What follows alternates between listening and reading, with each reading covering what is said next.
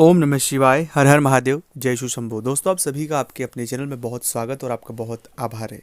जब कभी भी हमें ऐसा लगता है कि हमारे घर में किसी व्यक्ति ने कुछ करवा रखा है, बहुत दिनों से, बहुत महीनों से, कुछ वक्त से घर में स्ट्रगल ख़त्म ही नहीं होती, या तो हमारे काम नहीं बनते, घर में विवाह शादी नहीं होती, कोई ना कोई हमेशा बीमार बना रहता है, घर में कुछ ऐसी चीज़ें घटित होना कुछ समय से लग जाती है कि हमें समझ ही नहीं होता है कि जीवन में क्या चल रहा है। एक परेशानी गई नहीं, दूसरी परेशानी शुरू हो जाती है। ऐसा सामान्य परिस्थितियों में नहीं होता है, ये विशेष परिस्थितियों में होता है कि ये परेशानियाँ एक वक्त से हमारा पीछा छोड़ने का नाम ही नहीं ले रही है। हम बहुत परेशान हो जाते हैं, कई बार सोचते भी हैं कि क्या हो चुका है। तब हमारे मन में ये प्रश्न उठता है कि कहीं किसी व्यक्ति ने हमारे घर में कुछ करवा तो नहीं दिया है, अगर करवा दिया है तो किसने करवाया।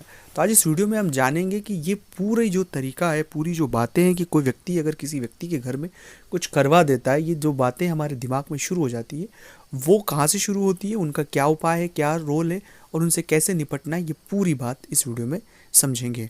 अगर आप वर्तमान किसी भी परेशानी से गुजर रहे हैं तो ये जानना आपके लिए बहुत महत्वपूर्ण है, क्योंकि इन बातों को समझने से आप अपनी खुद की मदद भी कर पाएंगे और चीज़ों को रास्ता भी निकल जाएगा। अगर अभी तक आपने चैनल को सब्सक्राइब नहीं किया है, चैनल से नहीं जुड़े हैं, प्लीज़ आप चैनल को सब्सक्राइब करके जुड़ जाए, कमेंट्स में भोलेनाथ का नाम लिखें। और अगर आप चाहते हैं अपनी कुंडली का विश्लेषण हमसे करवाना, स्क्रीन पर नंबर चल रहे हैं, आप व्हाट्सएप पर अपॉइंटमेंट लेकर हमसे बात कर सकते हैं, उसका फीस शुल्क लागू है। दोस्तों, जब कभी भी कोई व्यक्ति बहुत परेशानियों में आ जाता है, उलझ जाता है, तो उसे ऐसा लगता ही है, पर कुछ संकेत हैं जिन संकेतों को हमें समझने की आवश्यकता है। जैसे कि अगर हम घर में जाते ही हमारा मन नहीं लगना, हमारा जब मन नहीं लगना शुरू हो जाए, घर में जाते से हमें बहुत ही ऐसा उचावटन सा लगे कि घर से कहीं बाहर जाए, बाहर रहते तो बहुत अच्छा लगता है लेकिन घर में आने के बाद हमें बहुत नेगेटिव फील होता है। दूसरा ऐसा कि हमें एक बदबू हमारे इर्द गिर्द महसूस होती है, ऐसी बदबू जो हमने कभी महसूस नहीं की हो, उस तरह की बदबू आना।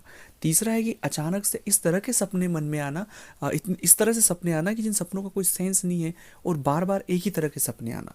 चौथा ये होता है कि हम एक अज्ञात डर से अपने इर्द गिर्द ऐसा अज्ञात डर कि ऐसा हो जाएगा, ये हो जाएगा, एक इतनी नकारात्मकता हमारे इर्द गिर्द हो जाती है कि जिससे हम चाह कर भी बाहर नहीं निकल पाते।